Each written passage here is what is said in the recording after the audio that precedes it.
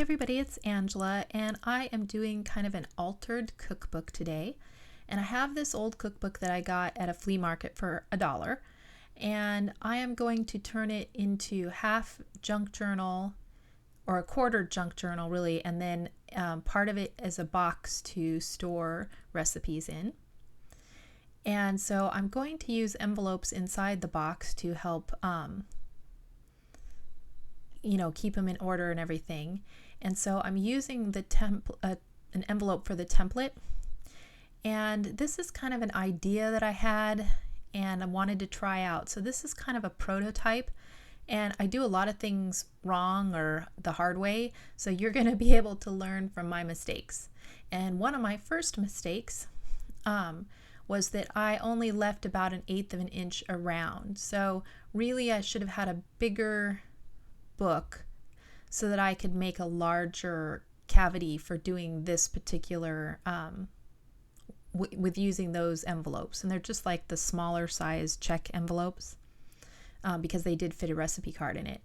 And the reason I say that is because just leaving 1/8 of an inch around, the book will have a tendency to slip to one side or the other while you're cutting, and so the edges won't be perfect exact. You'll start to kind of it'll kind of wander a little bit, so your cavity will become a little bit smaller, and you'll see later. I'll explain it better.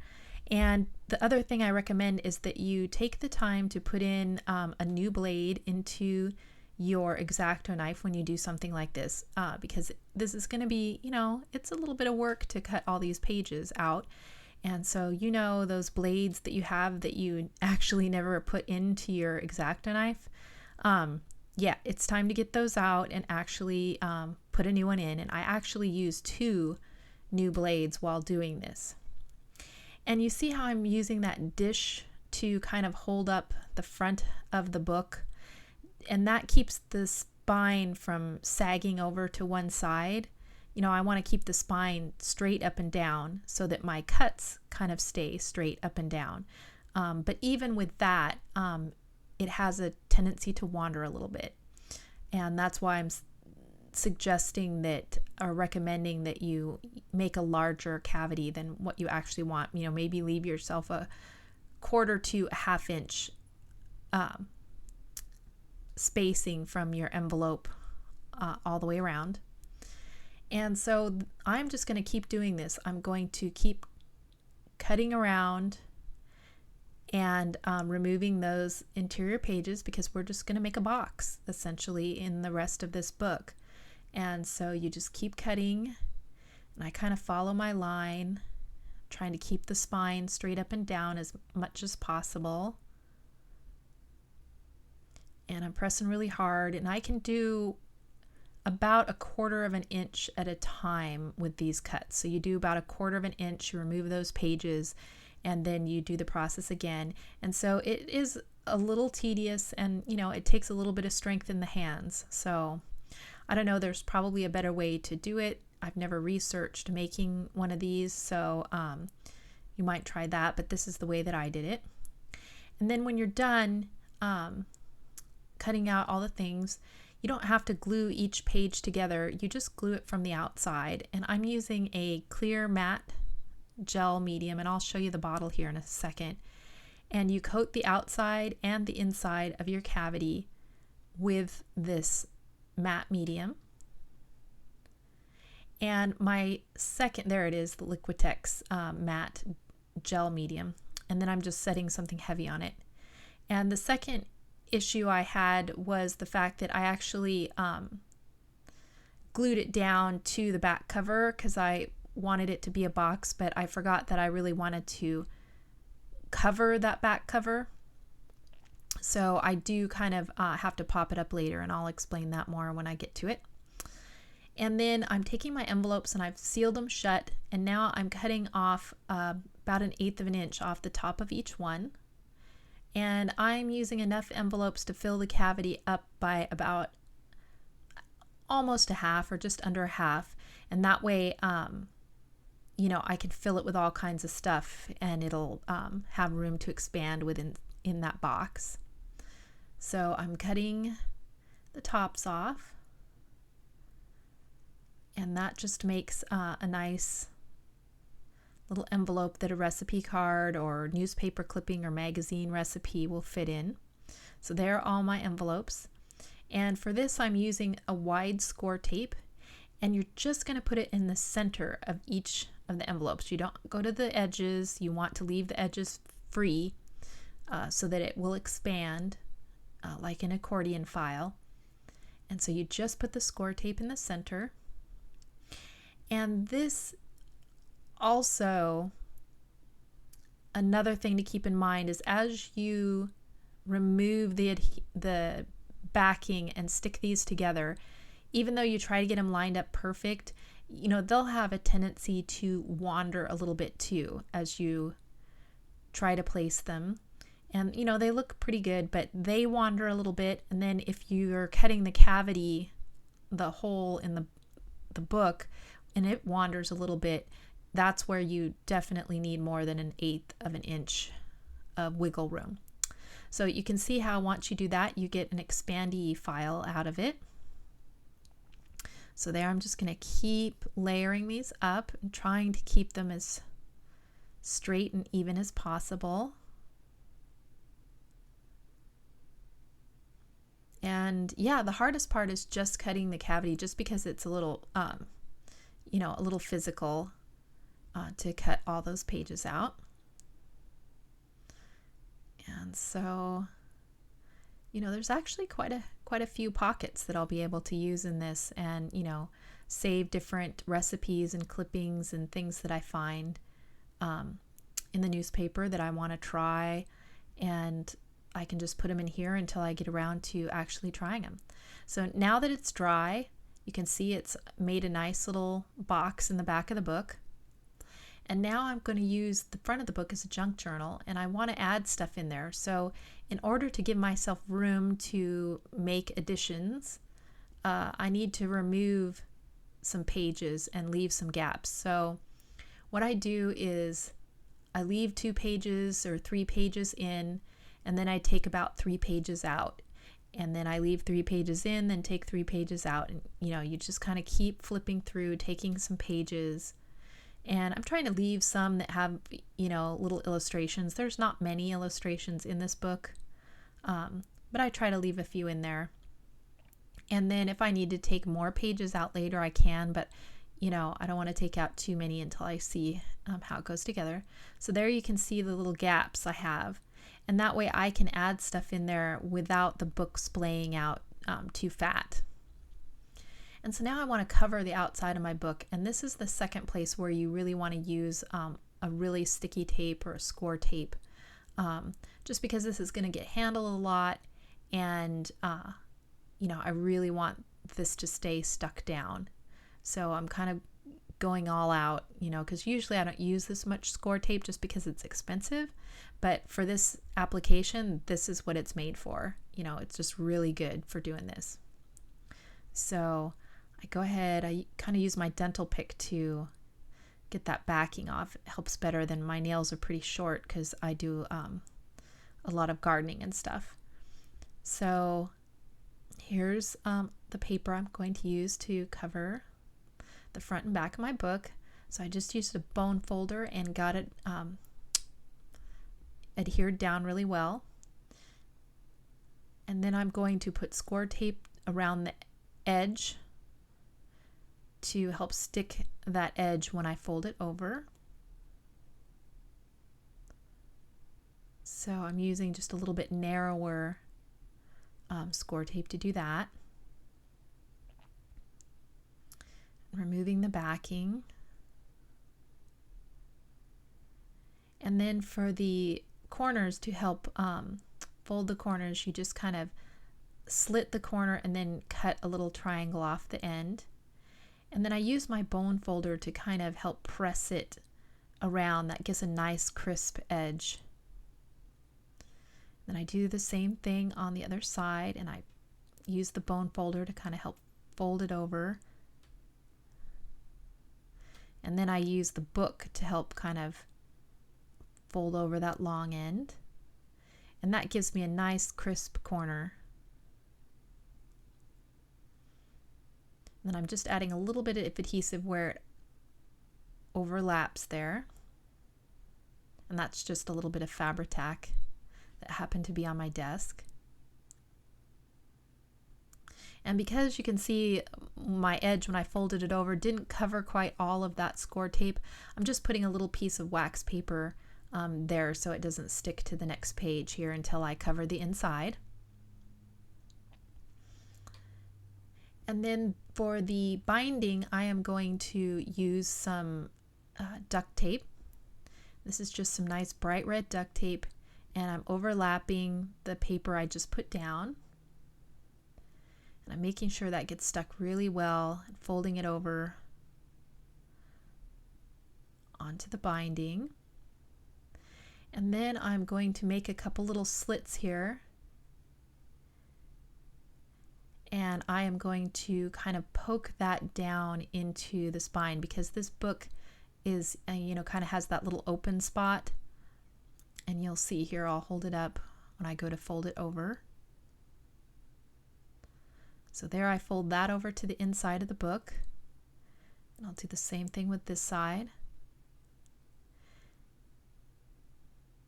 And now here's where I'll kind of see the gap between where the binding is and where the spine is. That gives me just enough room to poke that down inside. And then that gives me a nice clean finish. Looks really nice.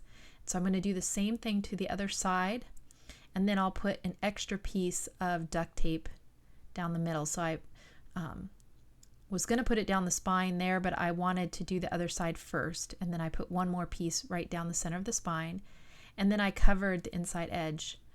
And you can see there I had to, in order to fold that paper over on that back piece, I had to kind of pry up my pages that I had glued down to the back cover so that I could then cover the back cover with paper, and then I re-glued the pages back down to the cover and so that it would make the box. I hope that makes sense. If you have questions or anything, leave me comments down below and I'll try to answer it a little better. But I couldn't quite film everything just because it would have been too long of a video. So I just kind of filmed portions. And so on my little expandy folder, I'm going to put this piece of paper to be the front. I'm just using a couple pieces of score tape because I know I'll be grabbing onto this a lot to lift the expandy file out. So I want it to stick really well. So I just put that on there. And here's where I was saying the fact that the cavity size drifted a little bit and the envelopes drifted a little bit.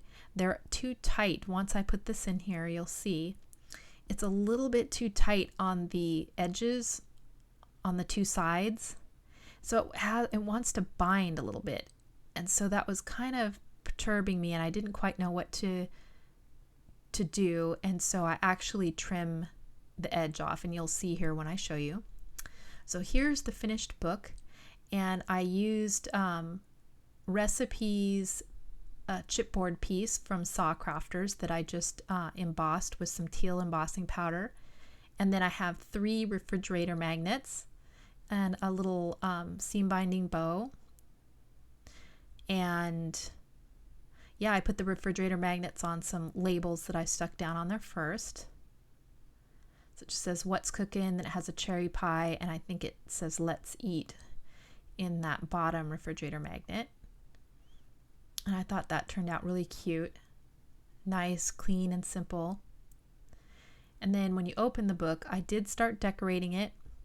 I haven't put a bunch of my ephemera or recipes in it yet, but this kind of just, I wanted to get it started, and then I can junk it up from here. But I didn't want it to be just a blank slate. So I have this little pocket with some tags behind, some stickers. And then I left some of the pages blank here so I can, stick magazine recipes or something in there. Some of them I covered, like that page, and I stamped some peas down on the bottom corner. I took some washi tape and just tape this grocery list page in there. That page I covered, and I did some more stamping on the bottom right. I have some die cuts of a fork, knife, and spoon there on the bottom, and I left, I want people to know this was a cookbook originally, so I wanted to leave pages with the actual recipes still showing. I didn't want to cover everything up. I have a little tea bag tab there, a recipe card that I'm going to use as a tuck spot, so it's like a little place here that I can stick articles or recipes behind. And I also used my scallop punch to punch the edges of a few of the pages, and I did some stamping there too. There's another die cut of a little mixer with a mixing bowl and some washi tape with a knife, fork, and spoon that kind of goes up the spine there. And this die cut, if anyone can tell me what that little strip is below the rolling pin, is that like supposed to be something that your rolling pin sits on, or I have no idea what that is supposed to go on. But this is the other die cut that I used of the knife, fork, and spoon. And let's see here. On the next page, I have a little vellum pocket with a little tag in it. I have another little Kitchenalia tag, some things out of the Herbs and Honey cut apart sheet, some more stamping from the Kitchen of sticker, another tag in a bag, and another stamped quote on there. Here's a few more other little tags that I just put behind that tuck spot. Another washi tape on the spine, sticker, another tea bag, tab. And that's just the recipe book. And there's some pages with some stickers, kind of vellum-y stickers. I stamped that little stove in the bottom right hand corner and did a scallop punch on this page. Have some old ephemera and label from some bread and a grocery store recipe card. Did some stamping on that page of those canisters. Then I have some more stickers.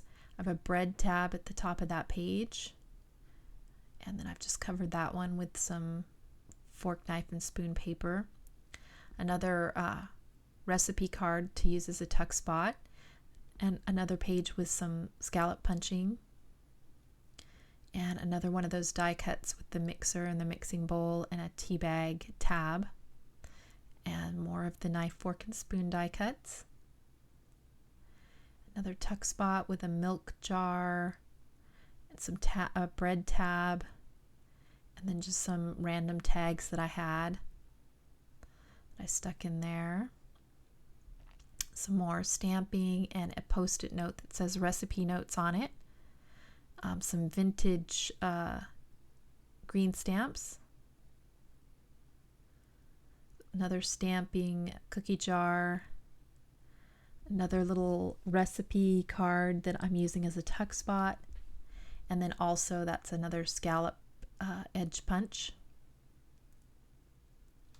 Another sticker of a teapot. Some more stamping. Old vintage game card and a recipe card tucked behind it. Another edge punch on that next page. That's one of those cards from, so you can order the magazine, you know, those little annoying cards that fall out of your magazines when you buy them. A Scraptastic This Life Noted card that I've used as a tuck spot.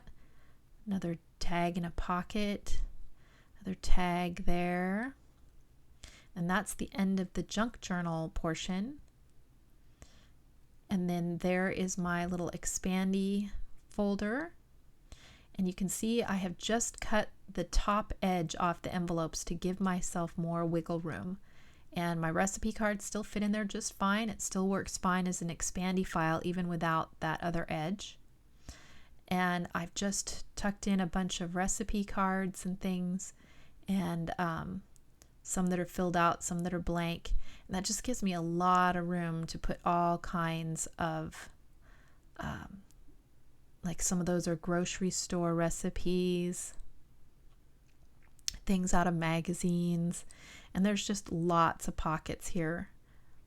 And if you wanted to, you could put tabs on there saying, main dishes, seafood, vegetables, or whatever. You could put little tabs on there and make it like an actual recipe box. But you can see how much more room I still have